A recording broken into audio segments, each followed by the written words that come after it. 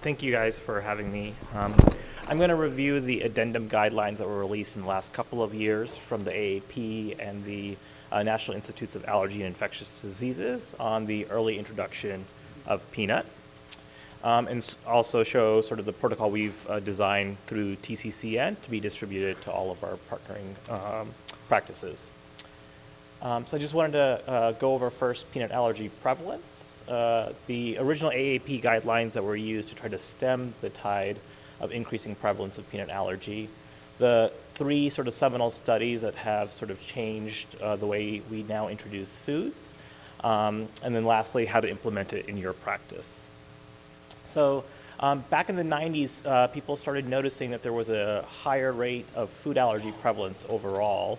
And they noticed this for milk, egg, and peanut. And so these studies that I've highlighted here were from Scott Sersher's group based on a telephone survey.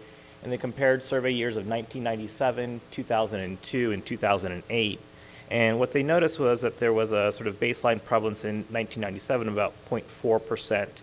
That increased up to about 1.4 for all comers less than the age of 18, and actually 2.1% for ages 6 to 10. This was an alarming concern for the community, and so the AAP in 2000 tried to come up with some guidelines that they thought were reasonable in order to prevent or decrease the prevalence of food allergy. And so what they recommended was that if you were a breastfeeding mother, to maybe try to eliminate peanuts and tree nuts from your diet and perhaps other highly allergenic foods. And then they also had recommended delaying introduction of the very common allergenic foods. So dairy was to be delayed until age 1, eggs until age 2, and peanuts until age 3 along with fish. Unfortunately, those guidelines didn't make much of a dent in terms of the increasing prevalence of food allergy. And so in 2008, a brand new set of guidelines came out, and essentially they said there wasn't any current convincing evidence that delaying introduction was helpful, and there was insufficient data to support a protective effect of any kind of dietary intervention. And so they sort of said, we're going to wait on additional studies before we make a decision. So why didn't it work? Probably two big points was one that was there was still continued skin sensitization. So we know that the more severe your eczema is, the higher the prevalence of peanut allergy. This was peanut-based oils. This is more of an issue in the United Kingdom and Europe. So peanut-based oils in Europe aren't as highly refined as the ones in the US. And so there was some peanut protein contamination. And so there was concerns were we sensitizing the children with using skincare products like that. That's not an issue here in the US, but parents may bring that up to you. Peanut is prevalent in the dust in the bed in the kitchen. It actually correlates with how much peanut you consume on average in a household. This was data from Europe in Norwegian adolescents and German households. And we know that in mouse models, you can actually sensitize a mouse to egg, milk, or peanut by applying it to inflamed skin. The other thing we know is that we sort of removed removed oral tolerance. So there was a lack of oral tolerance. What we know is that in those same mouse models where you can sensitize them via the skin, if you actually pre-treat the mouse with oral egg or peanut or milk products, you can actually prevent the development of IgE sensitization. And there's some sparse data before the studies I'm going to talk about that showed in Europe, they've looked at nickel exposure. So if you got braces before you had your ears pierced, you had a lower chance of developing a contact dermatitis to nickel products. And there's some data out of Australia that showed earlier introduction of egg in at-risk infants with eczema that there was a tendency for protection from developing an egg allergy. So a group in England led by Gideon Lack started investigating this, and what they realized was that in Israel, which is a relatively similarly industrialized nation as the US and Europe, had actually very low rates of peanut. And the only thing they could sort of identify was that in terms of some of the first food products introduced in infants was bamba, this sort of puffed corn product that is laced with peanut butter. And so what they wanted to do in the United Kingdom was to look at at-risk infants, and those were infants with either egg allergy and or eczema that was considered severe. And they put them into two groups, either an intervention group where they had them eat bamba 3 times a week, or they were told to completely avoid. And what they did was they followed these 640 infants for 5 years and then did a food challenge at age 5 to peanut to decide did they develop a peanut allergy or not. They initially stratified the patients based on skin testing, so you were either considered a primary intervention if you were not sensitized at all on skin test to peanut, meaning 0 millimeters, or you were already sensitized and you were put in this sort of secondary intervention category and you were followed. So the consumption arm, they were told to eat 2 grams of peanut protein 3 times a week, which is about an ounce of Bamba, or 2 teaspoons of peanut butter, 3 times a week for about 60 months.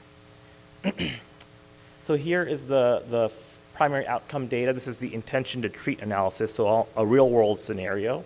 And what you can see was that in both intervention groups, so either you were not sensitized or you were sensitized, that you had anywhere between an 86 to 70% reduction in developing a peanut allergy. It was 81% taking all comers, so a very stark decrease with early intervention in introducing peanut. Now the question you may ask is, well, these people were now eating peanut, or these infants were now eating peanut 3 times a week.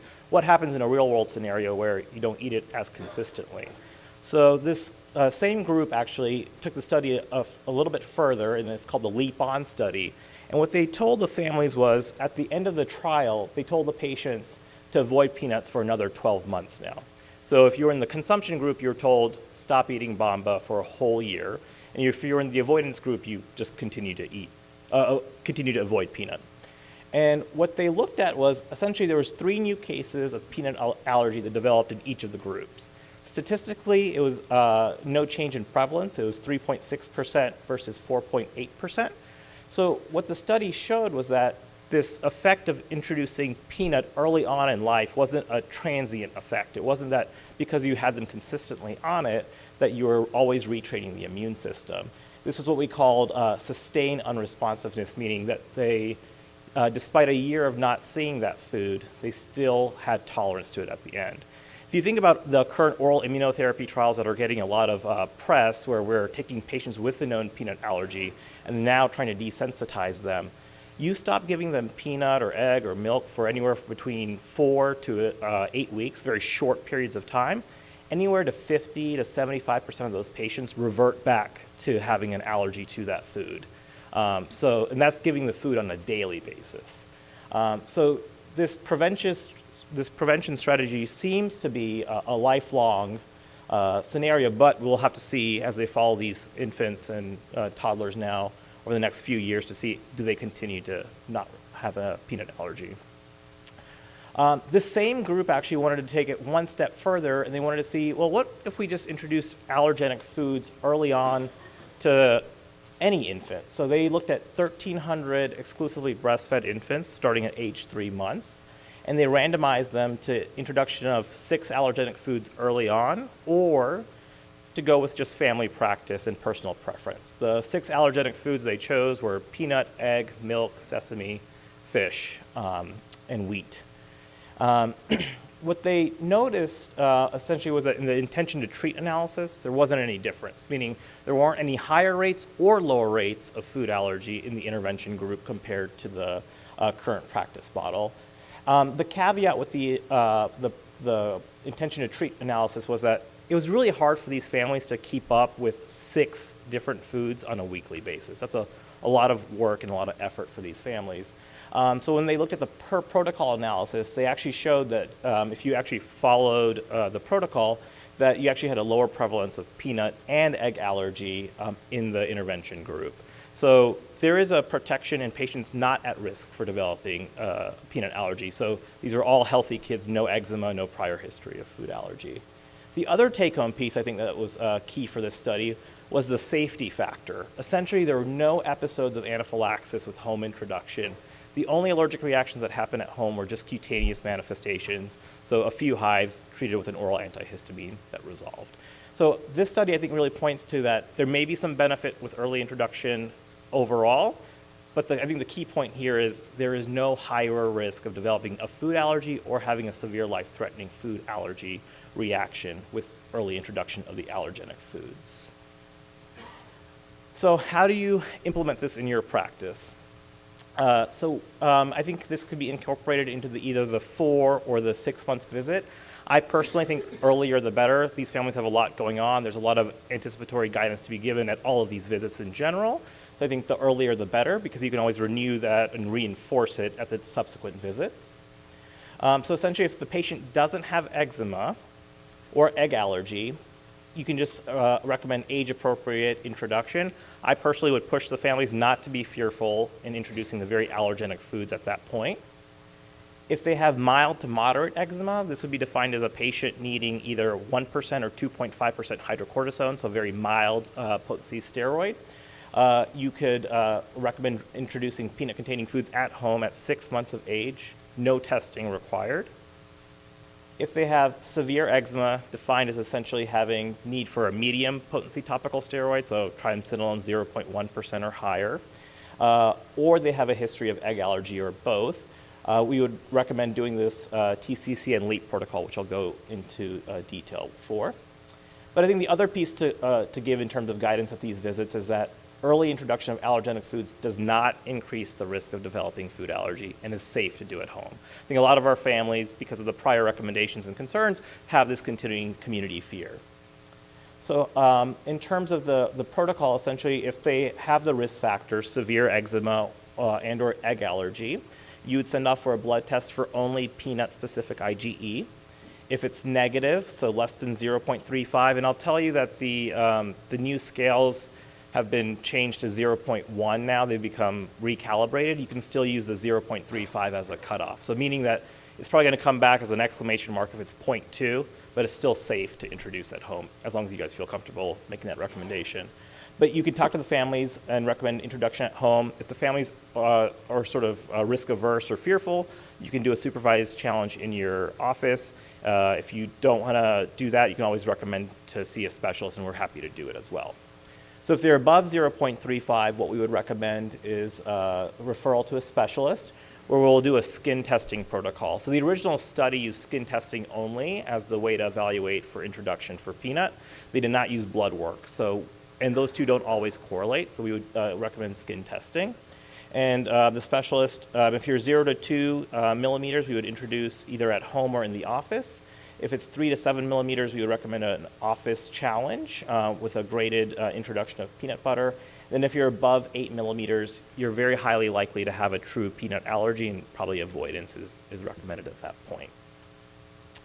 We're going to have some patient handouts for you guys as well to give to the families. The one on the left is going to be how to introduce the first dose of peanut at home. The second one is essentially a recipe card. There's 4 choices that parents can do. So on the market right now is peanut butter powder, regular peanut butter, and then Bomba. And I think now Trader Joe's makes a generic version of Bomba that's much cheaper than actual Bomba. So we'll be giving you guys these handouts. One thing I can tell you is that we did a pilot with one of the practices, and we only had about a 20% implementation rate on eligible patients.